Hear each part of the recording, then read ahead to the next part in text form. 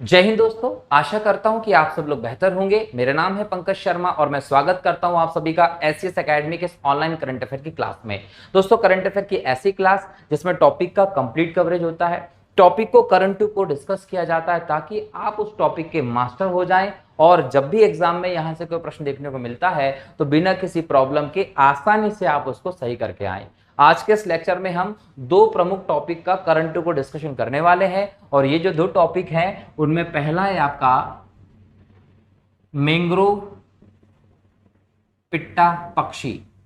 ये मैंग्रोव पिट्टा पक्षी चर्चा में रहा, क्यों? क्योंकि हाल ही में उड़ीसा के तटीय जिलों में इसकी गणना की गई है। गणना के कारण चर्चा में रहा। साथ ही साथ हम इसके बारे में और बात करेंगे कि पक्षी है क्या, कहां पाया जाता है, भारत में कहां पाया जाता है और विश्व में किन किन क्षेत्रों में यह पाया जाता है। इसके अलावा बात करेंगे इसके महत्व की और इसके संरक्षण की स्थिति की, कि इसका संरक्षण जो है वो IUCN के हिसाब से देखें तो कहां पर ये आता है। दूसरे नंबर पर हम बात करेंगे टी मॉस्किटो बग की। ये टी मॉस्किटो बग जो है वो एक प्रकार का कीट है जो हमारे देश में चाय की फसल को बर्बाद कर रहा है, इसके लिए नुकसान का कारण बना हुआ है। तो इसके कारण चाय की फसल भी कहीं ना कहीं हाईलाइट हुई है। तो चाय की फसल के बारे में भी बात करेंगे कि भाई ये कौन सी प्रजाति के पौधे होते हैं। चाय के कुछ हम इंपॉर्टेंट फैक्ट देखेंगे। ये चाय की जो खेती की जाती है वो किस वातावरण में की जाती है, आवश्यक दशाएं क्या होती हैं, चाय विश्व में सबसे ज्यादा कहाँ होती है, भारत की स्थिति क्या है ना। बाकी जो भी फैक्ट होते हैं इसके सब पर चर्चा करने वाले हैं अलग अलग तरीके से। तो सबसे पहले तो हम बात करेंगे किसकी, मैंग्रोव पिट्टा पक्षी की, भितरकनिका राष्ट्रीय उद्यान की, चिल्का झील की, सूर्य मंदिर की, है ना। ये सब चीजों पर बात करते हैं, देखते हैं क्या है।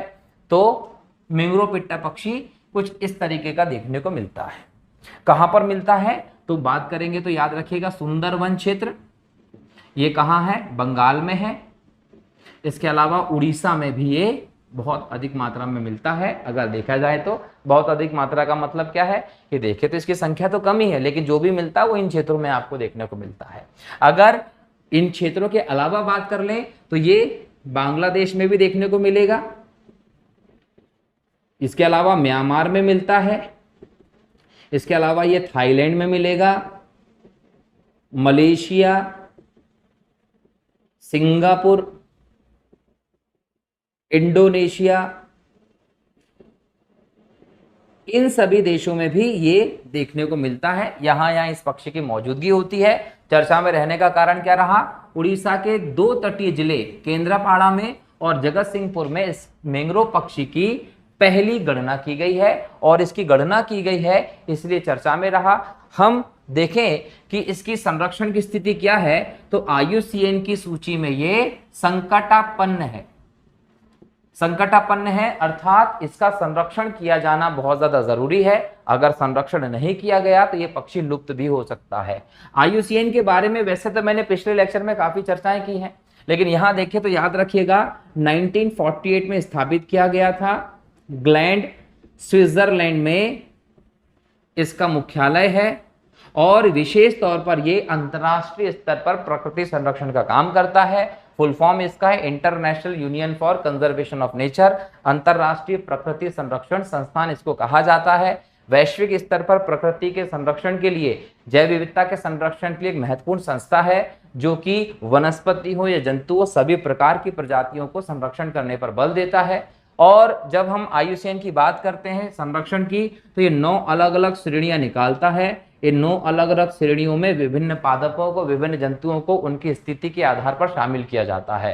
तो जो आपका मैंग्रोव पिट्टा पक्षी हो इसमें संकटापन्न वाली सूची में शामिल है, ये आपको ध्यान रखना है। इसका वितरण कहां कहां है तो भारत में इन क्षेत्रों में मिलता है, बंगाल और उड़ीसा में खासकर, और विश्व के इन सभी देशों में इसकी मौजूदगी है। अगर इसके महत्व की बात करें तो इसका महत्व इसके नाम से ही पता चलता है।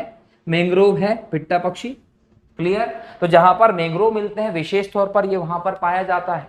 तो इसका होना मैंग्रोव की स्थिति को दर्शाता है कि भाई अगर ये पक्षी मौजूद है इसका मतलब मैंग्रोव की स्थिति, मैंग्रोव का स्वास्थ्य बेहतर है। इस पक्षी का नहीं होना मैंग्रोव की समाप्ति, उसके नुकसान को दर्शाता है। और मैंग्रोव की अच्छी स्थिति किसको बताती है? तो याद रखिएगा कि जो जैव विविधता है, जैव विविधता जो है उसको दर्शाता है मैंग्रोव। मैंग्रोव किन क्षेत्रों में आते हैं? जहां अधिक जैव विविधता होगी उन क्षेत्रों में मैंग्रोव आते हैं। यहां पर वो वातावरण मिलता है, वो परिस्थितियां मिलती है जिसके कारण यहां जीव रहना पसंद करते हैं। इसलिए मैंग्रोव उच्च जैव विविधता वाले, अधिक जैव विविधता वाले क्षेत्रों में शामिल है, ये आपको ध्यान रखना है। तो मैंग्रोव की स्थिति, जैव विविधता की स्थिति की दृष्टि से देखें तो ये पक्षी बहुत ही इंपॉर्टेंट है, इसलिए इसको बचाना बहुत जरूरी है। क्योंकि अगर जैव विविधता गड़बड़ हुई तो हमें पारिस्थितिकी का असंतुलन देखने को मिलेगा, और पारिस्थितिकी का अगर असंतुलन हो गया तो फिर मनुष्य का जीवन संतुलित चल ही नहीं सकता है, फिर तो जीवन ही खत्म हो जाना है। हम जो भी है वो प्रकृति से है, तो प्रकृति का संरक्षण हमारा प्रथम उद्देश्य होना चाहिए। जब भी हम कोई काम करें तो समझ लीजिए कि उसका प्रकृति पर क्या असर है वो देखना जरूरी होता है, तभी हम किसी काम को करें, है कि नहीं। अगर उसका प्रकृति पर नकारात्मक असर हो रहा है तो उसको करने से पहले उसके परिणामों को सोचा जाना बहुत जरूरी है। क्लियर? चलिए, तो ये तो बात हो गई कि पक्षी क्या है, महत्व क्या है, संरक्षण की स्थिति क्या है। इसके कारण चर्चा में रहा है क्या? भीतरकनिका राष्ट्रीय उद्यान भी, क्योंकि इस राष्ट्रीय उद्यान का ही क्षेत्र आता है इस क्षेत्र में। कहा? जहां इसकी गणना की गई। ये दोनों जिले जो हैं वो दोनों जिले इसी के अंतर्गत आते हैं, तो हम इस पे भी बात करते हैं। जब भीतरकनिका की बात करते हैं तो 1998 में स्थापित था। ये कब स्थापित था? 1998 में, और 2002 में इसे रामसर साइट बनाया है। रामसर साइट बनाया है। क्लियर? रामसर साइट क्या होता है तो याद रखिएगा 1971 में ईरान के रामसर शहर में एक सम्मेलन हुआ था, जिस सम्मेलन में आर्द्र भूमियों को बचाने के लिए प्रतिबद्धता तय की गई थी, संधि की थी। किसके लिए? आर्द्र भूमियों के लिए। क्लियर? और आर्द्र भूमियों को क्यों बचाना था? क्योंकि ये नम स्थान होते हैं जिसके अंदर आपको जैव विविधता ज्यादा मिलती है। जहां नमी होती है वहां जीवों की संख्या ज्यादा होती है, वो वातावरण उन्हें मिलता है। तो अगर जैव विविधता को बचाना है तो आर्द्र भूमि को बचाना पड़ेगा, और आर्द्र भूमि को बचाने के लिए ईरान के रामसर में सम्मेलन हुआ 1971 में 2 फरवरी को। इसलिए हर साल 2 फरवरी को रामसर दिवस मनाया जाता है। तो 2002 में भीतरकनिका को भी रामसर स्थल घोषित किया गया, और ये जो भीतरकनिका है ये चिल्का के बाद दूसरा महत्वपूर्ण रामसर स्थल बना है। कहां का? उड़ीसा का। तो ये भी ध्यान रखना, चिल्का झील पहला रामसर स्थल माना जाता है उड़ीसा का, उसके बाद जो इंपॉर्टेंट है वो भीतरकनिका राष्ट्रीय उद्यान को माना जाता है, याद रखना है। और भीतरकनिका राष्ट्रीय उद्यान जो है वो दूसरा सर्वाधिक मैंग्रोव वाला राष्ट्रीय उद्यान भी है। ऐसा क्षेत्र है जहां पर भारत में दूसरा सबसे ज्यादा मैंग्रोव पारिस्थितिकी देखने को मिलती है। तो मैंग्रोव की दृष्टि से भी ये बहुत इंपॉर्टेंट क्षेत्र है भीतरकनिका, जिसे 1998 में बनाया गया, 2002 में रामसर स्थल बनाया गया। यहां देखा जाए तो लगभग 676 वर्ग किलोमीटर के आसपास इसका क्षेत्रफल है, याद रखना है। और यहां कर्नाटक, उड़ीसा का जो केंद्रापाड़ा है वो इसके अंतर्गत आता है, ये भी ध्यान रखिएगा। यहीं पर मिलता है आपको मैंग्रोव पिट्टा पक्षी भी। तो ये किसकी विशेषताएं रही? ये विशेषता रही भीतरकनिका की। भीतरकनिका एक और दृष्टि से इंपॉर्टेंट है। भीतरकनिका का जो तट है इस पर आपको खारे पानी के मगरमच्छ, याद रखिएगा, खारे पानी के मगरमच्छ जो हैं वो आपको देखने को मिलते हैं। इनका ये बेहतर प्रजनन के लिए जगह है, और खारे पानी के मगरमच्छ जो है वो लुप्त प्राय की सूची में आते हैं IUCN के, ये भी आपको ध्यान रखना है।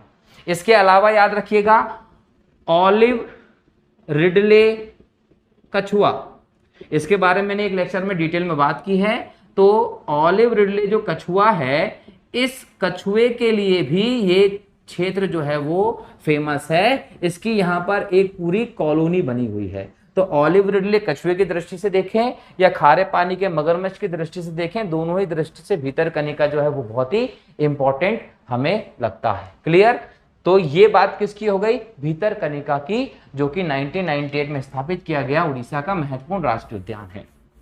अब थोड़ी सी अगर हम यहाँ देखें उड़ीसा की बातें, है ना, ये तो बात किसकी हो गई? भीतरकनिका की हो गई। थोड़ी सी बात किसकी करें, उड़ीसा की। तो उड़ीसा जो है वो भारत का बहुत ही महत्वपूर्ण राज्य है, पूर्वी तट पर स्थित राज्य है। उड़ीसा जो है, इसके गठन के बारे में बात करें तो 1 अप्रैल 1936 को इसका गठन हो गया था। अगर राजनीतिक स्थिति की बात करें तो सीएम जो है वो नवीन पटनायक है, और राज्यपाल जो है, राज्यपाल है गणेश लाल। याद रखिएगा, गणेश लाल जो है यहाँ के राज्यपाल हैं। अगर यहाँ पर विधानसभा की बात करें या फिर शॉर्ट में बोले तो विधायिका की बात की जाए तो विधायिका है एक सदनीय, और एक सदनीय विधायिका जो है उसमें क्या है, विधानसभा है जिसमें 147 सदस्य हैं। तो 147 सदस्यों की विधानसभा है उड़ीसा में।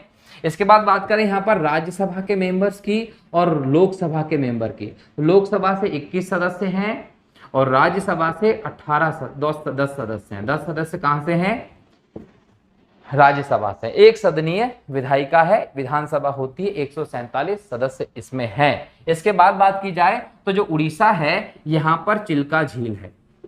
चिल्का झील जो है वो भारत की सबसे बड़ी खारे पानी की झील है, महत्वपूर्ण है, और ये भी एक क्या है, रामसर स्थल है। याद रखिएगा, प्राकृतिक की दृष्टि से देखा जाए, जैव विविधता की दृष्टि से देखा जाए तो बहुत महत्वपूर्ण क्षेत्र है ये। अगर उड़ीसा की बात की जाए तो यहाँ पर जगन्नाथ भगवान का मंदिर है। तो जगन्नाथ भगवान का मंदिर है, हर साल यहाँ से क्या रथ यात्रा निकाली जाती है, तो रथ यात्रा की दृष्टि से महत्वपूर्ण है। इसके अलावा यहाँ देखा जाए तो आपको सूर्य मंदिर दिखता है। तो सूर्य मंदिर है कोणार्क का, वो सूर्य मंदिर 13वीं सदी में बना था। किसने बनवाया था, तो याद रखिएगा गंग वंश के शासक ने बनवाया था। क्लियर है, तो गंग वंश के समय पर बनाया गया था 13वीं सदी में सूर्य मंदिर। ये भी आपको ध्यान रखना है, किसके बारे में, मंदिर को लेकर। तो ये सभी चीज किसकी रही, उड़ीसा की रही, है ना। यहां पर याद रखिएगा कि विशेष तौर पर महानदी, ब्राह्मणी नदी, वैतरणी के बाद याद रखिएगा कि ये प्रमुख नदियां हैं। ये क्या है, प्रमुख नदियां हैं, कहां की, उड़ीसा की। इसमें से ब्राह्मणी और वैतरणी जो है ये भीतरकनिका से बहने वाली नदी, ये भी याद रखिएगा। तो ये सभी नदियां हैं कहां की, उड़ीसा की, महत्वपूर्ण। तो उड़ीसा की ये सब चीजें। इसके अलावा यहाँ पर याद रखना है कि जो महानदी है उस पर आपको ये देखने को मिलेगा कि पूरा डेल्टा जो है वो उड़ीसा में ही मिलेगा महानदी का। तो महानदी जो है वो उड़ीसा की बहुत महत्वपूर्ण नदी है। तो ये उड़ीसा के बारे में हम लोगों ने कुछ महत्वपूर्ण बातें की हैं जो कि ध्यान रखना है। अच्छा, जो सूर्य मंदिर है उसको लेकर याद रखिएगा कि सूर्य मंदिर बना था 13वीं सदी में, लेकिन इसको 1984 में यूनेस्को की सूची में भी शामिल किया था। तो यूनेस्को की धरोहर सूची में भी शामिल किया हुआ है। तो इस दृष्टि से भी याद रखिएगा कि बहुत महत्वपूर्ण है सूर्य मंदिर। ठीक है, तो ये उड़ीसा के कुछ फैक्ट्स देख लिए हम लोगों ने। अब हम बात करते हैं नेक्स्ट टॉपिक में किसकी, मैंग्रोव की, कि मैंग्रोव क्या होता है। तो दोस्तों मैंग्रोव याद रखिएगा कि जब आपके सामने शब्द आता है मैंग्रोव तो इससे पता चलता है कि ये तटीय क्षेत्र की वनस्पति को बताता है। क्लियर, ये किसको बताता, तटीय क्षेत्र की वनस्पति को बताता है। जब हम मैंग्रोव पढ़ते हैं तो क्या पढ़ेंगे, मैंग्रोव क्या है, कहां होता है, विशेषताएं क्या है, इसकी क्षति के कारण क्या और उसके महत्व को देखेंगे। और जब बात करेंगे कि मैंग्रोव क्या है तो क्या बताएंगे कि मैंग्रोव क्या है, तटीय क्षेत्र की वनस्पति है ना। मैंग्रोव शब्द जो है वो दलदली क्षेत्र में पेड़ या झाड़ी के संदर्भ में यूज किया जाता है। क्लियर, मैंग्रोव एक प्रकार की तटीय क्षेत्र की वनस्पति है जो दलदली क्षेत्र में होती है। अगर हम इसकी बात करें कि ये कहां होता है तो ये होता है, इसके लिए विशेष परिस्थितियां होती हैं। विशेष परिस्थितियां होती हैं, विशेष तौर पर तो ये या तो डेल्टा क्षेत्र में बनेगा या एस्चुरी में बनेगा या फिर ये समुद्र के तटीय क्षेत्र में बनता है। तो तटीय क्षेत्र में बनने वाला हो, एस्चुरी या डेल्टा क्षेत्र में बनता है। इसके विकास के लिए बात करें तो 25 डिग्री से 35 डिग्री सेल्सियस तक तापमान चाहिए। क्लियर, 25 डिग्री से 35 डिग्री के आसपास तापमान चाहिए। उष्ण या उपोष्ण कटिबंध का क्षेत्र होना चाहिए, विशेष तौर पर ये उष्ण होता है और उष्ण क्षेत्र में मिलने वाला है। इसके लिए वर्षा अच्छी चाहिए, वर्षा अच्छी चाहिए का मतलब ये हो गया 1000 से लेकर 3000 मिलीमीटर के आसपास वर्षा चाहिए। इसके अलावा बात करें तो इसके लिए खारा जल चाहिए। खारा जल का मतलब ज्यादा भी लवणता नहीं होना चाहिए, औसत लवणता होना चाहिए। ऐसा क्षेत्र जहां पर नदी का और सागर का मिलन होता है उस क्षेत्र में ये आपको देखने को मिलता है। क्या? मैंग्रोव वनस्पति। और मैंग्रोव वनस्पति की एक और विशेषता है कि इसके लिए आपको दलदल वाला क्षेत्र चाहिए। क्या चाहिए? दलदली क्षेत्र चाहिए, वहीं पर मैंग्रोव वनस्पति पनप सकती है, वरना नहीं पनप सकती। अगर इसकी विशेषता की बात करें तो याद रखिएगा कि इसमें जो ऑक्सीजन की सीमित स्थिति पे, शून्य स्थिति पर भी ये पनप जाती है। क्लियर है? इसके अलावा बात करें तो इसकी जड़ें जो होती है वो पानी में डूबे रहती है। क्लियर? इसलिए कहीं ना कहीं ये गर्म क्षेत्र में, उष्णकटिबंधीय क्षेत्र में तो मिलता ही है, चिप कीचड़ युक्त नमकीन परिस्थितियों में अच्छे से पनप पाते हैं। क्लियर? इनकी पत्ती मोम युक्त पत्ती होती है, जैसे कि राजस्थान के क्षेत्रों में मोटी आपको मोम युक्त पत्ती देखने को मिलती है जो अपने अंदर पानी को संग्रहित करके रखती है, वैसे ही इसकी पत्ती भी ऐसी होती है। इसके बीज मूल वृक्ष से जुड़े रहते हैं और अंकुरित हो जाते हैं, मतलब कि जो मूल वृक्ष है उस पर ही आप बीज मौजूद होते हैं, वहीं से इसका अंकुरण प्रारंभ हो जाता है। तो ये इसकी क्या रही? विशेषता रही है, ये आपको ध्यान रखना है। किसकी? मैंग्रोव की। ठीक है, अब मैंग्रोव की विशेषताएं, बाकी सब चीजें तो हमने यहाँ पर देख ली। अब हम बात करते हैं मैंग्रोव को लेकर कि मैंग्रोव जो है उसकी क्षति किस वजह से हो रही है, मैंग्रोव को नुकसान कैसे पहुंच रहा है, हम उसकी बात करते हैं। तो जब हम बात करते हैं मैंग्रोव को हो रही क्षति के कारणों की, तो नंबर 1 क्षति है इसकी सफाई। मैंग्रोव क्षेत्र को हम हमारे शहरी क्षेत्र के अतिक्रमण के कारण खत्म करते जा रहे हैं, काटते जा रहे हैं। यहाँ पर अवशिष्ट की डंपिंग होती जा रही है, जिसके चलते मैंग्रोव खत्म होते जा रहे हैं। नंबर 2 पर देखते हैं इसकी अति कटाई। क्या होता है कि जलाऊ लकड़ी और विभिन्न चीजों के लिए जब हमें जरूरत पड़ती है लकड़ियों की, तो इसकी कटाई की जा रही है, जिस वजह से मैंग्रोव खत्म हो रहा है। तीसरे नंबर पर देखते हैं तो लवणता वृद्धि। ठीक है, और ये लवणता वृद्धि किस वजह से होती है? नदी मार्ग परिवर्तन। जब नदी पर्टिकुलर एरिया में जब सागर में जाती है तो वहां किनारे के जल की लवणता मेंटेन होती रहती है। इधर से नदी का मीठा जल आता है और सागर का पानी का जो किनारे का जल है, उसके कारण इसके जीवन युक्त जो पानी की मात्रा चाहिए, लवणता की मात्रा चाहिए, वो उपलब्ध होती है। जब नदी का मार्ग बदल जाता है तो पर्टिकुलर रीजन में जहां मैंग्रोव मिलता है वहां लवणता वृद्धि होती रहती है, और खारापन जब ज्यादा हो जाता है तो यहाँ पर मैंग्रोव खत्म होने लगते हैं। चौथे नंबर पर बात करेंगे मत्स्यन। आजकल क्या हो रहा है कि अति मत्स्यन का काम हो रहा है। मैंग्रोव क्षेत्रों में मछली पकड़ने का काम बहुत ज्यादा हो रहा है, जिसके कारण मैंग्रोव वनस्पति के पारिस्थितिक तंत्र पर प्रभाव पड़ रहा है, जिसके कारण ये नष्ट हो जाते हैं। इसके अलावा हम बात करेंगे जलवायु परिवर्तन।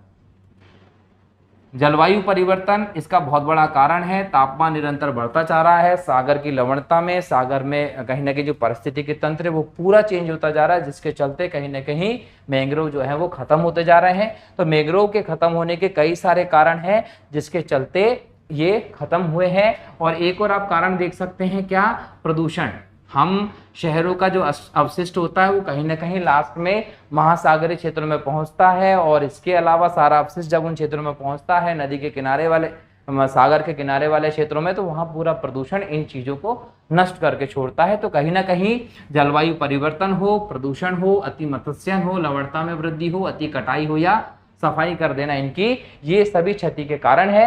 और महत्व की हम बात करते हैं तो याद रखना है कि अगर आप चाहते हैं कि जैव विविधता जो है वो बनी रहे, अगर आप चाहते हैं कि प्रकृति का संतुलन बना रहे, जीव अपने अपने स्थान पर रहें, बने रहें, उनकी संख्या कम ना हो, तो मैंग्रोव को सुरक्षित रखना जरूरी है। क्योंकि मैंग्रोव विभिन्न प्रकार के कीटों, वनस्पतियों को वो स्थिति प्रदान करते हैं, वो वातावरण प्रदान करते हैं, जिसके कारण वो अपने क्षेत्र में सर्वाइव कर सकते हैं। तो अगर मैंग्रोव खत्म हुए तो पर्टिकुलर रीजन में जो इंपॉर्टेंट वनस्पति मिलते हैं, जीव मिलते हैं, वो भी खत्म हो जाएंगे और पारिस्थितिकी असंतुलन की समस्या बन सकती है। इसलिए मैंग्रोव को संरक्षण करना बहुत ज्यादा जरूरी होता है। ठीक है, तो मैंग्रोव के संरक्षण की जरूरत क्यों है, हमने उस पर भी बात कर ली है। मैंग्रोव क्या होते हैं हमने वो भी देख लिया है, मैंग्रोव कहाँ होता है हमने वो भी देख लिया, इसकी विशेषताओं को भी देखा और इसके क्षति के कारणों को भी देखा है। क्लियर? चलिए नेक्स्ट टॉपिक में पहुंचते हैं हम लोग। अगला टॉपिक है आपका टी मॉस्किटो बग। याद रखना है,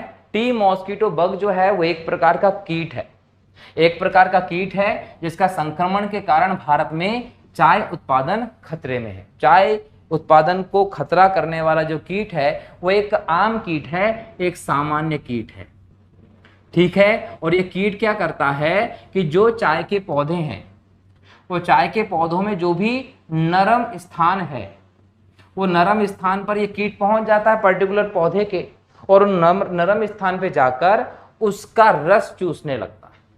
अब चाय के पौधे का रस चूसने लगता है और धीरे धीरे करके वो पौधा खत्म हो जाता है, उत्पादन कम होने लगेगा। या फिर ये करता है कि जो चाय के पौधों के पत्ते होते हैं उसके कहीं ना कहीं बोल सकते हैं कि जो उसके ऊतक होते हैं, उस ऊतक में अपने अंडे छोड़ देता है, जिसके कारण वो पौधा खत्म होने लगता है। बराबर है।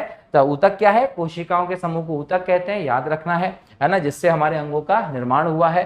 तो नॉर्मली ये उन ऊतकों में अंडे छोड़कर उसको प्रभावित करता है, चाय के पौधे के रस को चूसकर उस पौधे को खराब कर देता है, जिसके कारण चाय के उत्पादन में हमारे देश में कमी देखने को मिल रही है। क्लियर? अब यहाँ करंट अफेयर में और चर्चा का कारण क्या है? तो भारत में 1953 में बनाया गया था क्या? भारतीय चाय बोर्ड। चाय बोर्ड बनाया गया कब? 1953 में। याद रखिएगा 1881 में बना था चाय संघ, ये 1881 में बना था, लेकिन चाय बोर्ड बना था 1953 में। और इसने क्या करा कि हानिकारक जो कीटनाशक हैं इनसे मुक्त रखने के लिए पौध संरक्षण कोड बनाया था, और इस कोड के तहत कुछ कीटनाशकों को बैन किया गया था। विशेष तौर पर देखें तो दक्षिण भारत में केवल 7 प्रकार के कीटनाशक ही, कितने? 7 प्रकार के कीटनाशक ही स्वीकृत किए गए थे। कितने प्रकार के? 7 प्रकार के।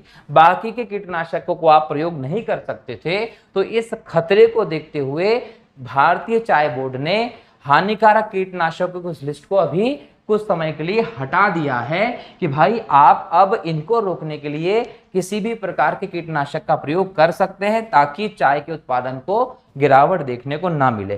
क्लियर? क्योंकि जो साधारणतः 7 प्रकार के कीटों की मुक्ति थी, स्वीकृति थी वो कीटनाशकों की, वो कीटनाशक चाय, इस कीट से चाय को बचाने में सक्सेसफुल नहीं हो रहे हैं, तो बोला कि दूसरे को भी प्रयोग करो। तो ये चाय बोर्ड का एक बहुत अच्छा फैसला है कि जब तक इस कीट पर नियंत्रण नहीं कर लिया जाता है तब तक आप कीटनाशकों के प्रयोग पर जो रोक लगी है उसको हटा दें, और उसने हटा रखा है। ठीक है,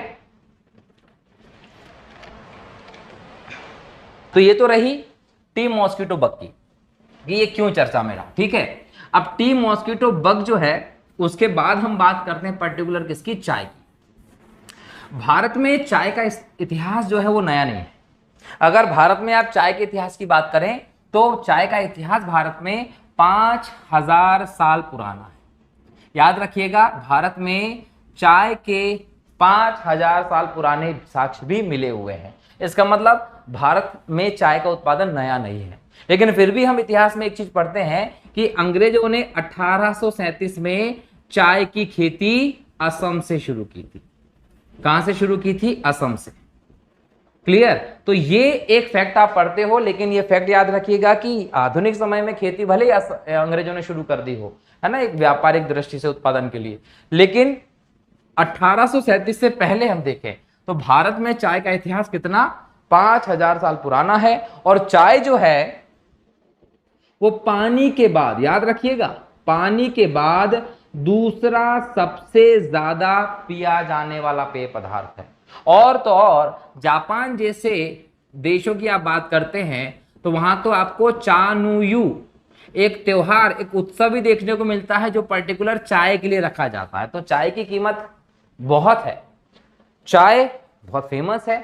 उत्पादन की बात करें चाय की तो भारत जो है वो चाय का दूसरा प्रमुख उत्पादक देश है। प्रथम नंबर पर चीन आता है उत्पादक के साथ साथ। भारत जो है वो चाय का 80% कंज्यूम कर लेता है, उपभोग करता है। बाकी का कहीं ना कहीं रूस हुआ, ईरान हुआ, अन्य देशों में भेज देता है। तो भारत चाय का बहुत बड़ा उत्पादक है, दूसरे नंबर का है। 80% चाय का हम उपभोग कर लेते हैं, तो उपभोग करने की दृष्टि से भी हम आगे हैं। ठीक है, चाय की इतनी ज्यादा विशालता है। भारत में अगर चाय को देखा जाए तो भारत चाय उत्तर पूर्व में होता है।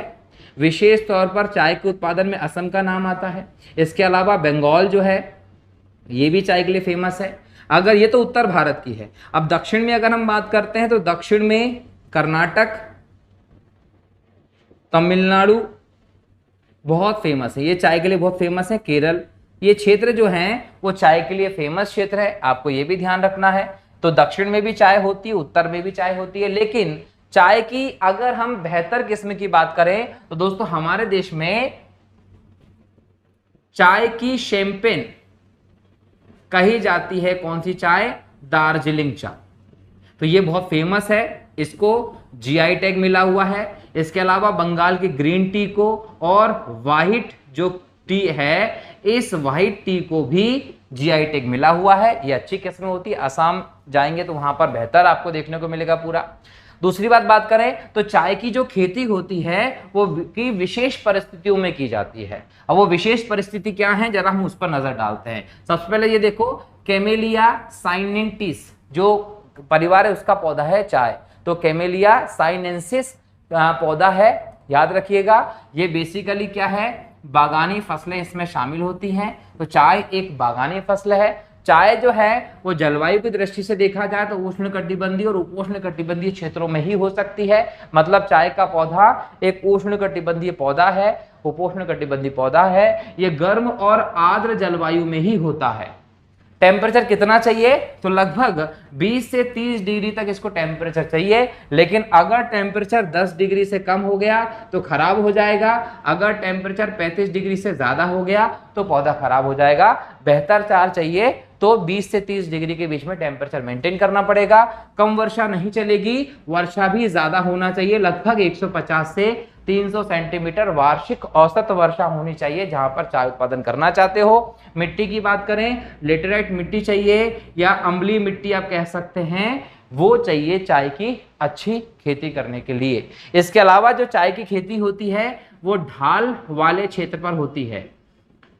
याद रखिएगा, चाय का जो पौधा होता है वो एक ही बार लगाया जाता है, बार बार पूरा साफ करके नहीं लगाते। और इसकी पत्तियां जो होती हैं वो तोड़ी जाती हैं। सबसे ज्यादा श्रम प्रधान खेती के अंतर्गत आता है चाय, क्योंकि इसकी एक एक पत्ती को आप चुनते हैं, ये याद रखना है। इसकी जड़ों में अगर पानी रह जाता है, जड़ों में अगर पानी ठहरा तो पौधा खराब हो जाता है। इसलिए पर्वतों के ढाल वाले इलाके पर ही इसकी खेती की जाती है। किन क्षेत्रों में? उष्णकटिबंधीय क्षेत्रों में, जहां पर आर्द्र और गर्म जलवायु मिलती है। लेकिन चाय की खेती करना क्यों है? तो चाय की खेती आर्थिक दृष्टि से महत्वपूर्ण है, लेकिन स्वास्थ्य की दृष्टि से देखा जाए तो ये उत्तेजक विरोधी होती है। इसमें एंटीऑक्सीडेंट मिलते हैं, वजन कम घटाने के लिए भी सहायक होती है। तो कई बीमारियों से रक्षा की दृष्टि से देखा जाए तो ये इंपॉर्टेंट होती है। और इसके महत्व को देखते हुए अंतर्राष्ट्रीय चाय दिवस 21 मई को बनाया जाता है, ये आपको ध्यान रखना है। क्लियर? 2019 से ये प्रारंभ हुआ है, 21 मई को चाय दिवस मनाया जाता है। और जापान में चानुयु त्योहार जो वो चाय के लिए बनाए जाने वाला त्योहार है। तो हम ये ना कहें कि चाय की खेती अंग्रेजों ने शुरू की है। भाई चाय हमारे देश में 5000 साल पुरानी व्यवस्था है, जो आपको ध्यान रखना है। क्लियर? असम जो है वो इसकी दृष्टि में आगे आता है, जहां पर सबसे पहले चाय की खेती शुरू की गई थी भारत में। तो ये सब किसकी बातें हुई हैं? चाय की खेती की बात हम लोगों ने की है कि चाय की खेती आप कितने महत्वपूर्ण तरीके से करते हैं। विश्व में सबसे ज्यादा चाय चीन करता है। भारत चाय के उत्पादन की दृष्टि से दूसरे नंबर पर आता है। चाय एक प्रकार की बागानी फसल है, ये याद रखना है। तो ये किसकी बात की? चाय की। इस लेक्चर में हम लोगों ने विभिन्न महत्वपूर्ण मुद्दों पर चर्चा किया है, वो भले ही टी मॉस्किटो बग हो या फिर बात हो पिट्टा पक्षी की। इसके अलावा हम लोगों ने भीतरकनिका को भी देखा, हमने मैंग्रोव को भी देखा और चाय की फसल के व्यवस्था को भी भारत में देखा है। आशा करता हूं कि आपको समझ में आया होगा। अगले लेक्चर में फिर नए टॉपिक के साथ करंट को डिस्कशन करेंगे। तब तक के लिए बहुत बहुत शुक्रिया। जय हिंद, जय भारत, वंदे मातरम।